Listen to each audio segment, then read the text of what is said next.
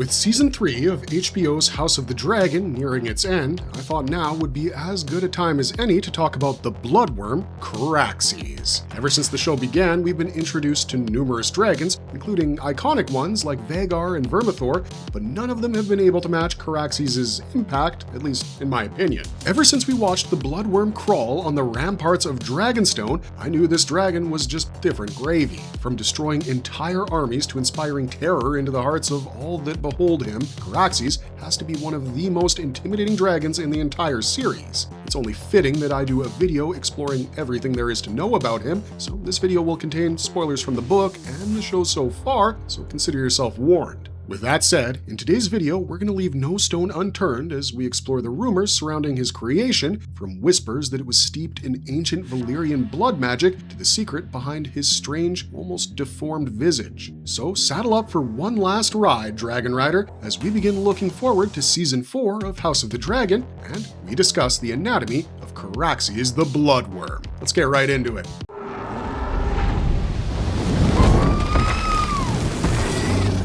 So what does Caraxes actually look like, and why does his body break the mold? I have to admit, from the very first moment I laid eyes on Caraxes, he's been my favorite dragon in the entire series. That was also the moment I realized why he's nicknamed the Blood Wyrm. Covered in blood-red crimson scales with the faintest hint of yellow or gold accents around his belly and eyes, Caraxes' red color is something unique for his kind in this universe, as Caraxes is also one of the most visually distinctive red dragons in the series, although Melis, the Red Queen, also has prominent red scales. Aside from his color though, his most defining feature has to be that absurdly long, stretched-out neck, which makes his body appear elongated compared to the rest of his kind. While dragons are reptilian in nature, the Western dragons, like the ones in the House of the Dragon series, are usually portrayed as being far more muscular in nature, for lack of a better word, but Caraxes appears far more serpentine, despite retaining all the core characteristics of a Western dragon. If dragons like Vhagar and Vermithor represent sheer power, then Caraxes' body exudes pure assassin-like energy designed for speed, precision, and agility. This was actually done quite deliberately by showrunners Ryan Condal and Miguel Sapochnik to immediately communicate Caraxes' design with Daemon Targaryen's rogue nature. One thing that I have to highlight is the fact that unlike standard Targaryen dragons, Caraxes possesses additional webbed wing-like membranes attached to his hind legs. I suppose these act as rudders, providing an extra lift which allows him to make those insane maneuvers we see him make in fights. Finally, I know this doesn't strictly factor into the looks department, but I have to include how his roar isn't really a roar, but a high-pitched screech of sorts, which I feel perfectly matches his vibe, making him even more unsettling. From the moment you set your eyes on the blood wyrm, you know Caraxes is quite literally built different.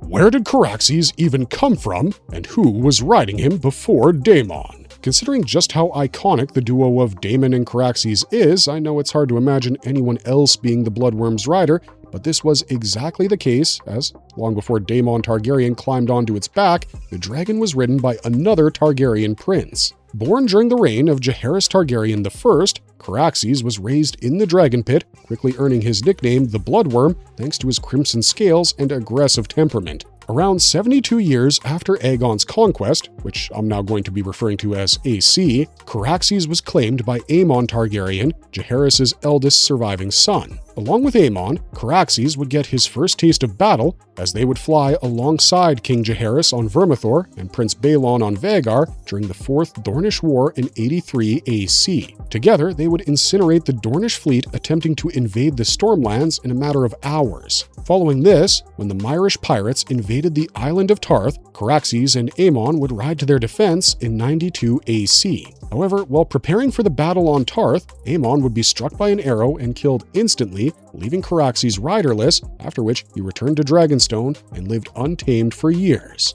At least until Daemon Targaryen, Aemon's nephew, would eventually claim him around 105 AC, forming the legendary partnership that you and I are both familiar with by now. By the time Daemon bonds with Caraxes, he's inheriting a weapon that's already been honed in the flames of combat. What can that snake-like body actually do in a fight that other dragons can't? Have you ever heard that saying, fear the old men in a profession where men die young? Well, Caraxes is actually pretty old by the time House of the Dragon takes place, and his unique physique played a huge factor in his survival. We've already discussed just how his body, unlike that of the other dragons, isn't one that relies on raw mass and brute force to crush enemies. I think it's plain to see that his ridiculously long and flexible neck gives him numerous advantages when it comes to finding angles to strike from. For instance, other dragons, with their thick and rigid necks, have limited movement in that area compared to Caraxes, as they must turn their entire torso to reorient their jaw towards their target if they're not in front of them. Caraxes, meanwhile, can adjust the position of his neck to bite at vulnerable spots on both the rider and the dragon, or breathe fire on enemies on his flank without changing the direction of his flight. The extra wing-like membrane, which I mentioned earlier, on his hind legs, not only gives him extra lift, but it also functions as a vertical rudder, giving Caraxes more maneuverability in combat. Thanks to this unique part of his physiology, Caraxes can make abrupt banked turns, rapid ascents, and mid-air direction changes that leave most dragons struggling to keep up. You'd think that his long neck would prove a vulnerability, and while that's not entirely wrong, Caraxes has learned to use that to his advantage when it comes to close quarters combat as well. His elongated neck and torso allow the bloodworm to wrap around an enemy dragon in close combat, turning it into a grappling contest, neutralizing the size advantage that dragons like Vhagar might have over him in a brawl. Finally, his body and the advantage it grants him makes Caraxes far too nimble and agile for ground forces to shoot him down, making him a nightmare on the battlefield. Now, pair that with Daemon's battle acumen and his own experience, and I think you can see for yourself what the bloodworm's snake-like body can do in a fight that others can't. Has Caraxes ever taken visible battle damage on screen, or is that only a book thing? The simple answer to this question is no. Caraxes has never taken battle damage on screen. Hold on to your pitchforks, I know what some of you are thinking. Didn't he take damage during the night raid on Bloodstone in the 3rd episode of the 1st season, when the Crab Feeder's men ambushed Daemon's force and fired a volley of flaming arrows at the Bloodworm? Well, the answer once again is a resounding no, because while the barrage disorients and frustrates the dragon, it's important to note that several flaming arrows appear to strike Caraxes during the Stepstone's battle. However, the scene doesn't show him suffering any serious or lasting injury. In fact, it's Daemon who takes an arrow to the shoulder during that chaotic sequence, following which Caraxes escapes without any clearly visible lasting wound from the Stepstones. I think the showrunners did this quite deliberately as a setup for that fateful battle above the God's Eye, which will pit two dragons that are being built up as these almost invincible figures. If you've read the books, though, I think you can attest to just how brutal this fight was between Caraxes and Vhagar. Spoiler alert, if you haven't read the book, when the two dragons clash in the most iconic battle of the Dance of the Dragons, Daemon pushes Caraxes to climb higher into the clouds, into Vhagar and Aemon's blind side, before diving in on the larger dragon using this advantage. Capitalizing on his long and flexible neck, Caraxes shreds Vhagar's neck and latches onto the older dragon by sinking his fangs deep. However, despite the fatal neck wound, Vhagar uses her massive talons to rip open Caraxes' belly before tearing off one of her foe's primary wings with her jaw. Showing great tenacity, despite being severely injured, Caraxes refuses to let go of Vhagar's neck and forces her to plummet with him towards the lake beneath them. As this is happening, Daemon Targaryen, who had not buckled his saddle chains, steps out of his stirrup mid-air and leaps onto Vhagar's back, driving his Valyrian steel sword, Dark Sister, into his nephew Aemon's blind eye socket, killing him instantly, even as the dragons crash into the lake. The book says that their crash was so intense it sent up a wall of water as high as Harrenhal's tallest towers. The end result is that Vhagar sinks to the bottom of the lake, even as her blood brings the water to boil, while Caraxes, despite suffering that fall and having his guts spilling out, manages to drag himself out of the water onto the shore before succumbing to his wounds beneath Harrenhal's walls. Daemon is said to have died in that fall, but his body was never recovered, leading to people speculating for years that he had survived that battle. This is the only instance in which Caraxes takes damage in the books, and it's fitting that it was his final battle. However, until HBO adapts this epic duel on screen, I think it's fair to say that Caraxes remains 100% physically pristine in the canon of the show. Is Caraxes' death already locked in on screen, or are we getting ahead of the show? Based on what we just discussed, Caraxes' death is pretty much locked in, but from what we've heard so far from the showrunners, the battle over the God's Eye is likely not happening this season. Considering how things are currently panning out in Season 3, I'd be highly surprised if they decided to rush things and include that battle in this season. Considering just how important and iconic the clash between Caraxes and Vhagar is to the lore, I'm sure it'll be a highlight for Season 4, and nice bait to make the fans come back for that season. It's also important to note that while HBO has been mostly faithful to the source material, they've taken a lot of creative liberty as well, particularly in the case of major dragon deaths. In my opinion, it's highly unlikely that they'll tinker too much with Caraxes' death, as it's such a major canon event, so for now, I think it's safe to say until Season 4 airs, Caraxes' death remains only in the books. What was the actual design process behind that unsettling snake-like silhouette?